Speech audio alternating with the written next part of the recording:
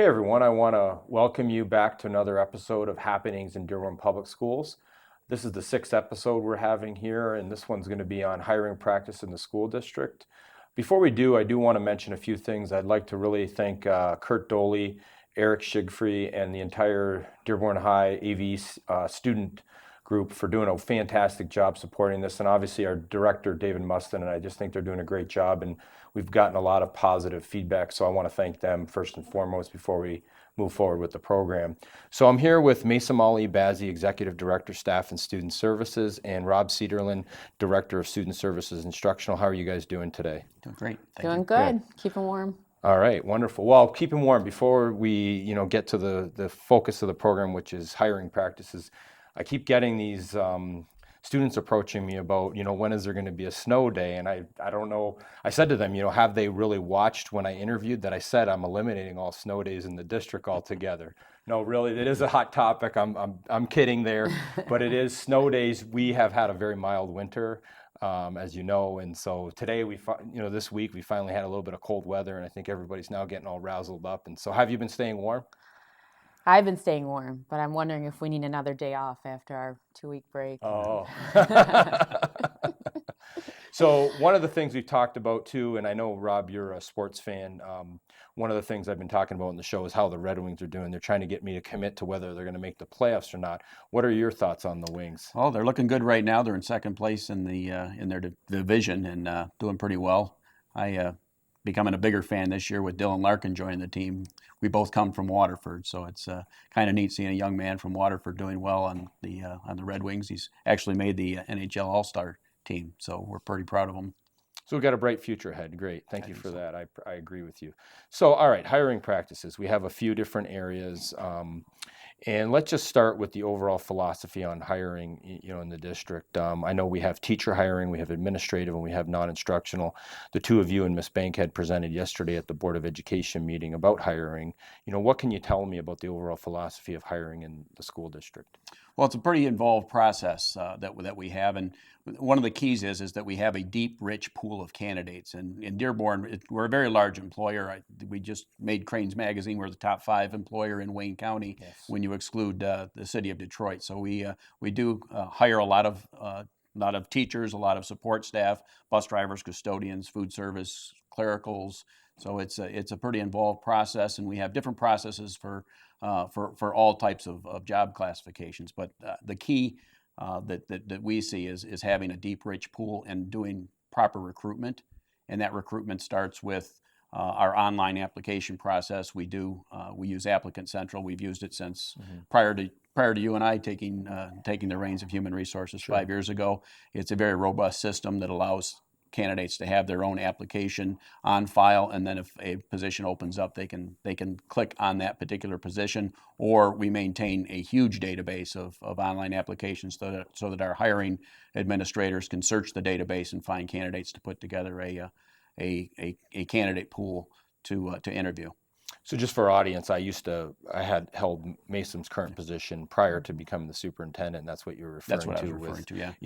With the recruitment. And I know you said online, so if people, interested applicants, want to apply, they have to go online. Is that correct? That's correct. DearbornSchools.org will take you to our main web page, and then just you can click on our human resources departmental page, which will take you to our employment page, which is a link to our online application. Okay. Or you can just Google Dearborn Schools employment, and I think it's going to give you that page. So it's not hard to find, and it takes you right into a system in which you create your own online application. Those online applications can be very involved too. We have a number of pages that they have to answer information, which is generally just contact information, but they can also attach documents such as a resume, professionals' letters of reference,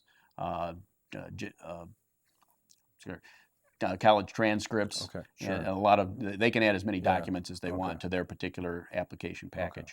And I know you mentioned with Crain's Magazine, we have been hiring. I think the last 5 years, we've had over 100 teachers we've been hiring each year. That's not even including all the other areas. So we are also, not only are we, supporting students and learning in the school district, but, it's a positive for the economy in the local area that we are hiring so many employees. We're really fortunate that in a city like Dearborn, word of mouth is just essential to our recruitment efforts as well as job fairs. But we find that even posting jobs on Facebook has resulted in, a teacher that currently works for Dearborn Schools knows somebody that's looking for a job. And so we encourage word of mouth, and we encourage all of our current staff to spread the word that we are always hiring. And they can apply online at the HR website for Dearborn Schools. Okay, thank you. Maysam, can you talk to me a little bit then? We'll break it maybe down into administrative, teacher, and non-instructional. And Rob, feel free to join in. But tell me about the administrative hiring process. So the administrative hiring process is it's an extremely structured process, and every interview committee contributes to the feedback that the superintendent receives is facilitated by either myself, Rob Seeterlin, or Ruth Bankhead, or Abe Masher, Director of Student Services. And so the first round, there's 3 rounds. The first round involves the administrators. And so the administrators include someone from the ADSA, Principal Union, Administrators Union, cabinet members. And so the first round is focused on narrowing down which candidates will move to the second round.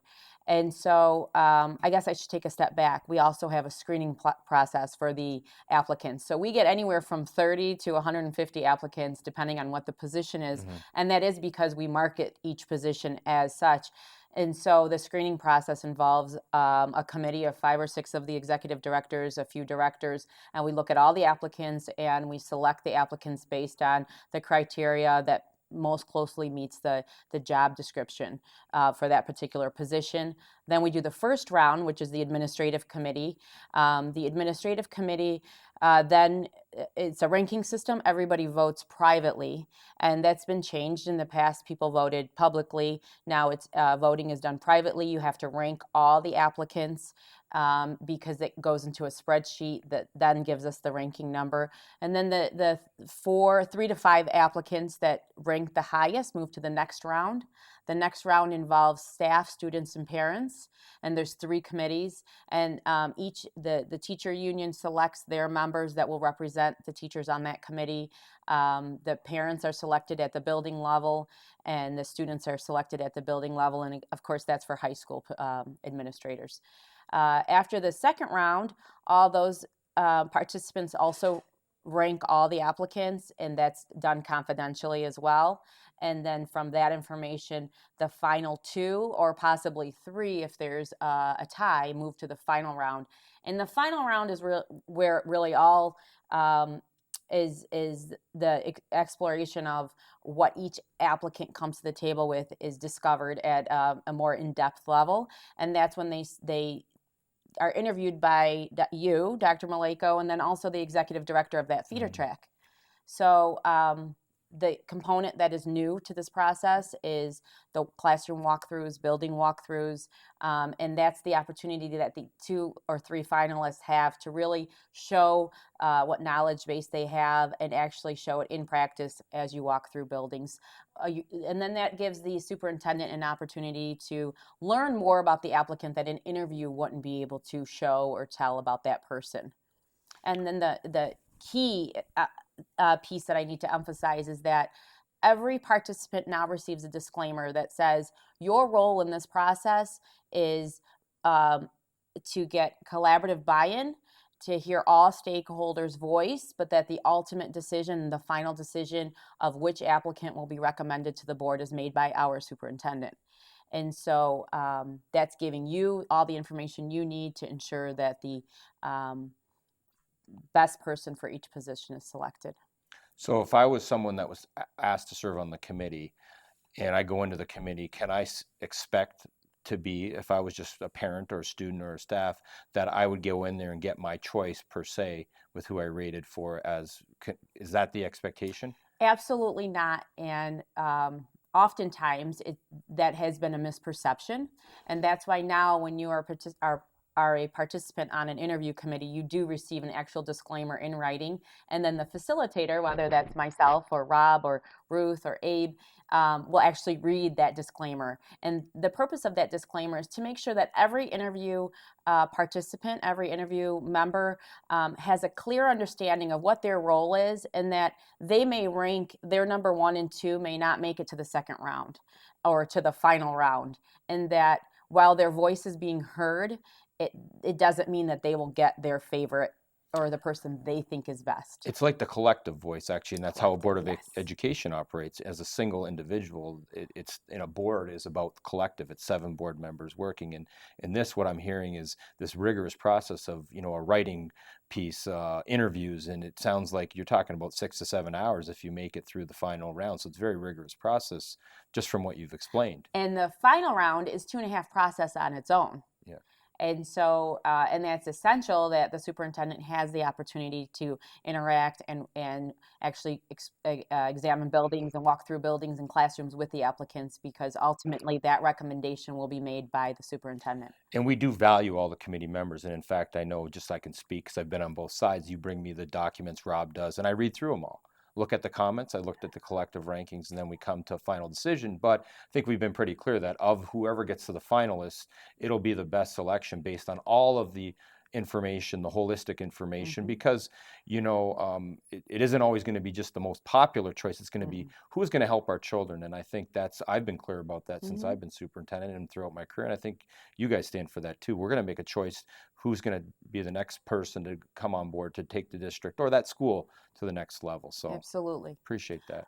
So teaching, Rob talked about the teaching process. Well, the teaching process is very similar to the administrative, except for it's more decentralized. It's done at the building level. So at Fortson High School or Edsel Ford or any of the elementary schools, middle schools, the principal is the one who reviews all the candidates, narrows the list, and develops their own interview committee. And we generally like to see 3 or more applicants for every position, so that the candidates are competing with others.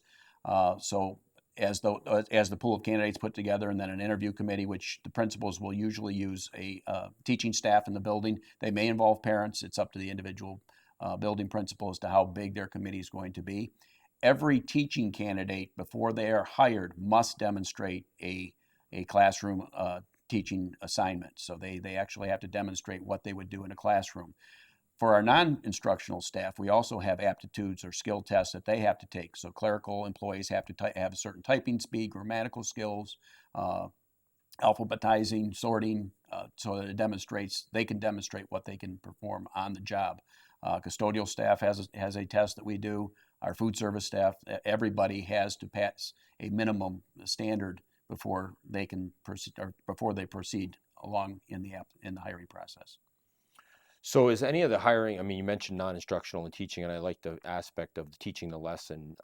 We also have background checks, right? There's phone calls and references that occur. Professional background checks for those administrative positions, the higher level, the building principals, assistant principals, central office, are done actually by central office staff. So one of us in human resources, or I think you've done some professional references on your own because you want to talk to, an actual superintendent that you may have a collegial relationship. But those professional references are done for central office by human resources. At the building level, they're done by the building administrators. That's for professional references. We also have to do serious background checks. Under state law, we have to do criminal history checks on any employee who works with students in the district, and that involves both state and federal databases searching for criminal history. Sometimes we hear something out there, this perception of, well, it's about who is why you get a job. And I know at the board meeting yesterday, we talked a little bit about that. But does that ever come into play? I do know that sometimes we have substitute teachers or student teachers that work for us, and then we get to know them in their skill level. But do we ever make hirings in this district just based on knowing someone, or are there other factors? Absolutely not. And now that I'm so close to the process, that I'm facilitating the process, and I am the one that when I'm running the administrative committee, for example, it's up to me. I'm the one that looks at the rankings and enters the rankings and figures out who moves on to the next level based on the information that the committee provided.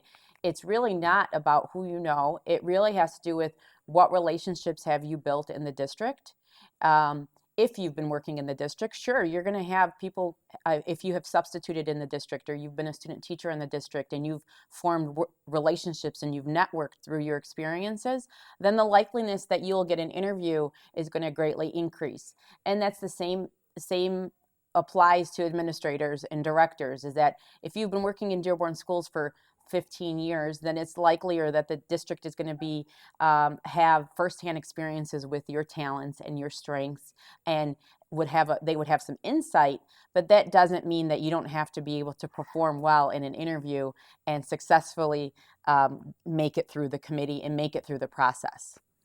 Well, I appreciate it here today. This is our sixth episode, Happenings, and we're on hiring practices. Maysam and Rob. I know we had Bob last time on the blog, so I'm saying Bob. Bob is in our heart. Yes.